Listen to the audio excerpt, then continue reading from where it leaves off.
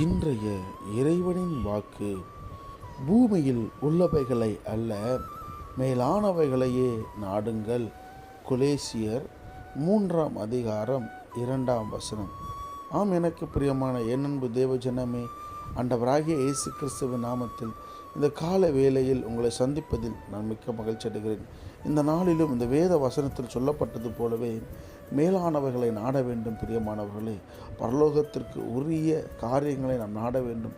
பூலோகத்தில் நாம் சேர்த்து வைத்த பொன்னோ பொருளோ ஒன்றோ நம்ம கூட வரப்போகிறதில்லை பிரியமானவர்களே. ஆனால் பரலோகத்தை குறித்ததான எண்ணமோ பரலோகத்தை குறித்ததான நம்பிக்கையோ நம்மிடத்தில் இருக்குமானால் நிச்சயமாகவே நாம் பரலோகத்திற்கு போய் சேர முடியும். நமக்கு மறுவாழ்வு உண்டு பிரியமானவர்களே. எனவே அந்த மறுவாழ்வை பெற்றுக்கொள்ள தேவன் நமக்கு கிருபை தருவாராக. இந்த நாள் முழுவதும் உங்களை பாதுகாத்து உங்களை ஆசீர்வதிப்பாராக. ஆமென், ஆமென்.